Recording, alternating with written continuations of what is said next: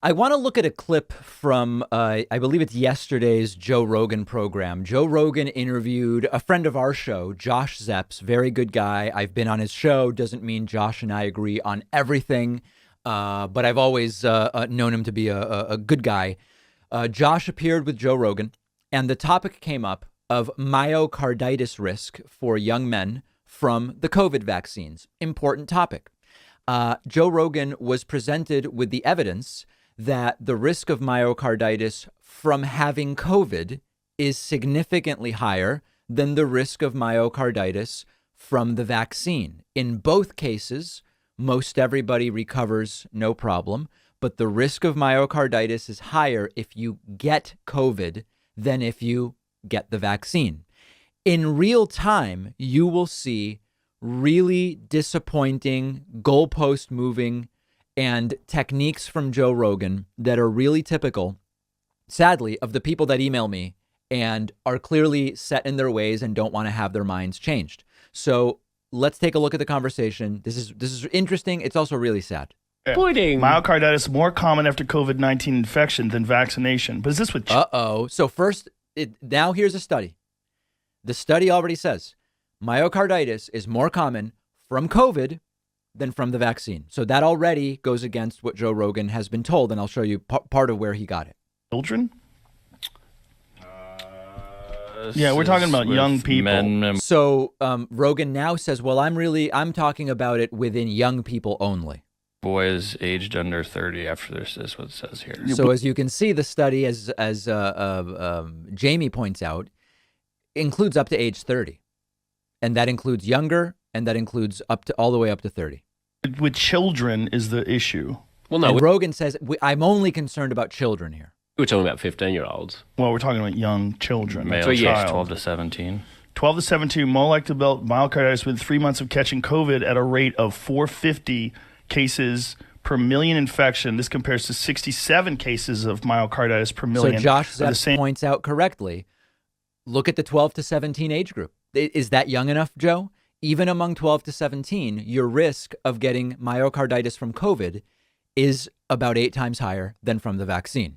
Time following their second dose of Pfizer.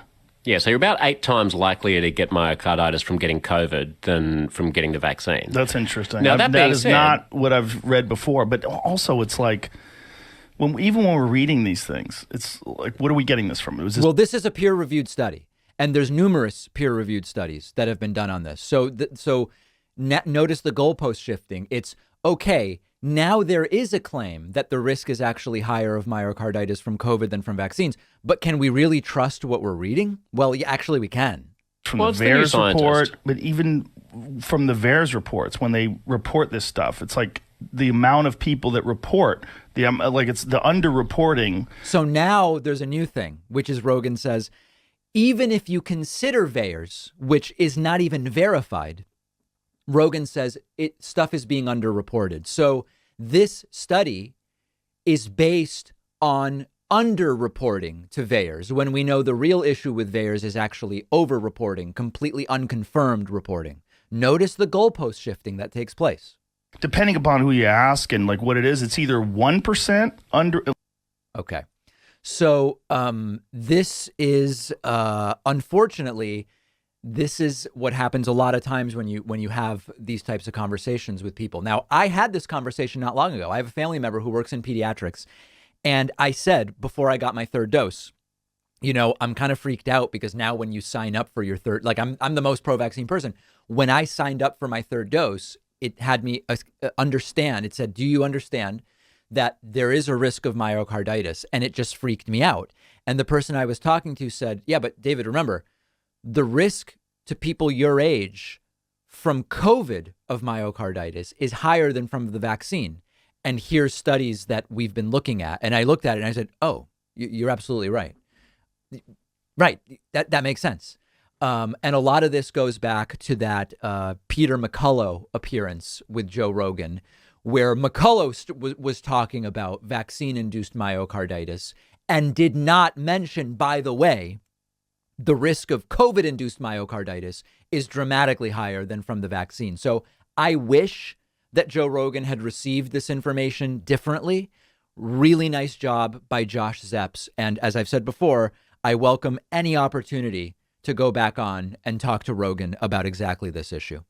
One of our sponsors is Splendid Spoon. Now, if you're like me, I love planning my meals out for the week, but sometimes I just run out of time to plan them for every single day. And Splendid Spoon makes that whole process a lot easier.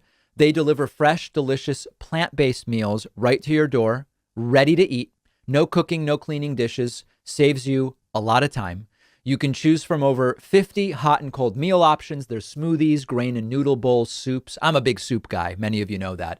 I also really liked the vegan meatballs with marinara noodles. Delicious.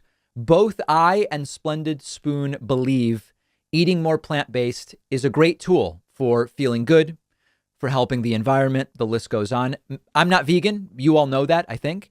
But Splendid Spoon is really great to just help me maximize the proportion of plants in my diet. Splendid Spoon takes all of the work out of tasty, healthy, plant-based meals. And you'll save $35 when you go to splendidspoon.com/Pacman. The link is down below.